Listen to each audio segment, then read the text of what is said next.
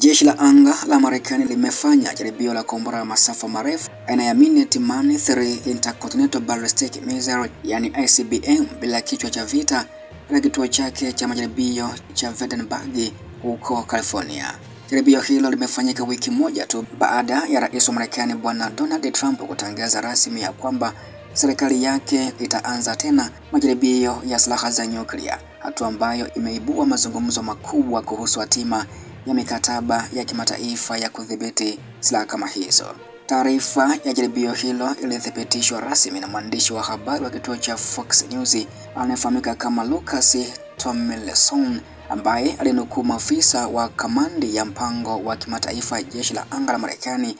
USAF Global Strike Command wakisema ya kwamba majaribio hayo yalikuwa ya kawaida na yamelenga kupima uwezo wa mfumo wa kombora hilo katika ufanisi, ufanikishaji na uimara wa teknolojia yake. Kombora iliyojaribiwa ni LGM-30G Minuteman III ambalo ni sehemu ya makombora ya masafa marefu ya ardhini yanayounda moja ya nguzo kuu za utatu wa nyuklia wa Marekani, yani nuclear triad, sambamba na mabomu ya kimkakati yanayorushwa na ndege na makombora ya ballistic yanayobebwa na manowari za nyuklia. Kwa mujibu wa taarifa ya kamandi hiyo, imesema ya kuwa kombora liliweza kurushwa kutoka kituo cha jeshi la anga cha Vandenberg katika pwani ya California na likaelekezwa kutoka kwenye eneo maalum karibu na visiwa vya Marshall katika bahari ya Pacific. Taarifa hiyo ilisisitiza kuwa kombora hilo halikuwa na kichwa cha nyuklia, bali lilikuwa sehemu ya ukaguzi wa kawaida wa ufanisi wa mfumo wa ICBM ambao ni muhimu kwa ulinzi wa taifa hilo. Lengo la jaribio la kombora hili. Maafisa wa jeshi la anga wamesema kuwa jaribio hilo liliweza kulenga kuthibitisha uwezo wa ulinzi wa taifa kupitia mfumo wa nyuklia unaotegemewa, sambamba na kuhakikisha kuwa miundombinu ya makombora hayo bado iko katika hali ya juu ya utendaji licha ya umri wake mkubwa. Kwa mujibu wa taarifa rasmi ya Global Strike Command, imesema majaribio kama hayo hufanywa mara moja ili kutoa uhakika wa kiufundi na wa kimkakati kwa taifa na washirika wake, huku yakithibitisha kuwa Marekani inabaki na uwezo wa kuzuia vitisho vyovyote vya nyuklia kutoka mataifa pinzani. Ingawa jaribio hilo limethibitishwa kupitia vyombo vya habari, hakuna taarifa rasmi bado zilizochapishwa katika tovuti za kituo cha jeshi la anga la Vandenberg wala kamandi ya mgomo wa kimataifa. Ukimya huo umeibua maswali kadhaa miongoni mwa wachambuzi wa kijeshi, hasa kutokana na mazingira ya kisiasa yaliyoambatana na tangazo la Rais Trump kuhusu kuanza tena kwa majaribio ya nyuklia. Kwa mujibu wa duru za kiusalama mjini Washington, jaribio hilo linaweza kuashiria hatua ya Marekani kuonyesha uthabiti wake wa kijeshi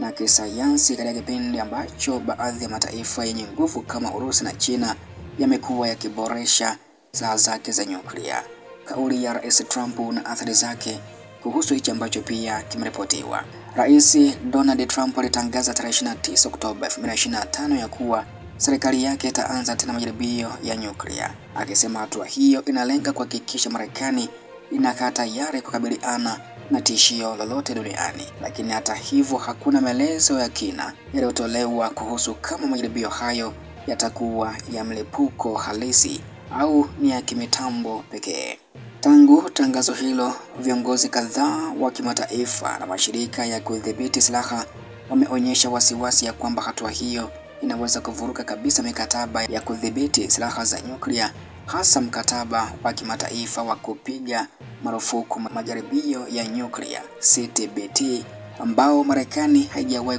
kuridhia rasmi, lakini imekuwa ikiheshimu masharti yake kwa muda mrefu zaidi. Kombora la Minuteman III lilianza kutumika rasmi mwaka 1970 kama sehemu ya mpango wa Marekani wa kuimarisha ulinzi wake wa nyuklia dhidi ya Umoja wa Kisovieti wakati wa vita baridi, likiwa na uwezo wa kusafiri zaidi ya kilomita 13,000. Pia kombora hilo linaweza kubeba vichwa vitatu vya nyuklia kwa wakati mmoja na kulenga malengo tofauti. Hata hivyo, kwa zaidi ya miongo mitano sasa, mfumo huo umekuwa ukipitia mabadiliko makubwa ya kiteknolojia na ukarabati ili kudumisha ufanisi wake, ambako pia wataalamu wa kijeshi wanasema kuwa licha umri mkubwa, Minuteman III bado ni moja ya mifumo imara zaidi ya makombora duniani, ambako pia kwa mujibu wa idara ya ulinzi ya Marekani, yani Pentagon, ilisema serikali inapanga kuanzisha kizazi kipya cha makombora mapya yajulikanayo kama Sentinel ICBM ambayo yatachukua nafasi ya Minuteman III. Mpango huu pia ni sehemu ya juhudi za kisasa za kuboresha uwezo wa nyuklia wa Marekani unaotarajiwa kugharimu zaidi ya dola bilioni 100 katika kipindi cha miaka ijayo. Pentagoni inakadiria kuwa kombora la Sentinel halitakuwa tayari kutumika hadi mwaka 2031, na mpango huu unalenga kuboresha usalama, ufanisi na uwezo wa kujibu mashambulizi kwa haraka, sambamba na kuhakikisha mfumo wa nyuklia unabaki kuwa kizuizi madhubuti dhidi ya maadui wa taifa hilo.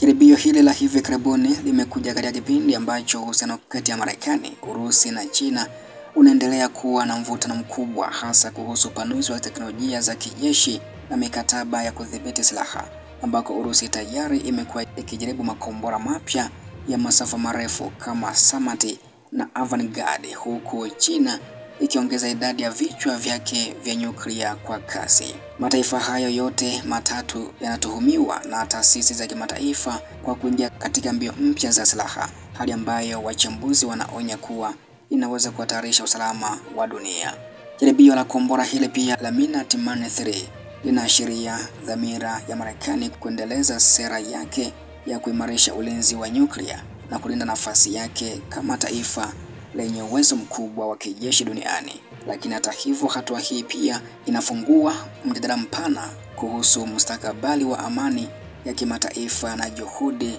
za kudhibiti silaha za maangamizi. Wakati Marekani ikijitayarisha kuanzisha kizazi kipya cha makombora ya Sentinel, dunia pia inasubiri kuona kama hatua hizo zitadumisha usalama wa kimataifa au zitachochea zaidi mashindano ya silaha kati ya mataifa yenye nguvu za nyuklia. Kwa sasa, jaribio la Minuteman III limekuwa ukumbusho muhimu kwamba licha ya teknolojia kubadilika, hofu ya vita vya nyuklia bado ni tishio halisi katika siasa za dunia ya leo.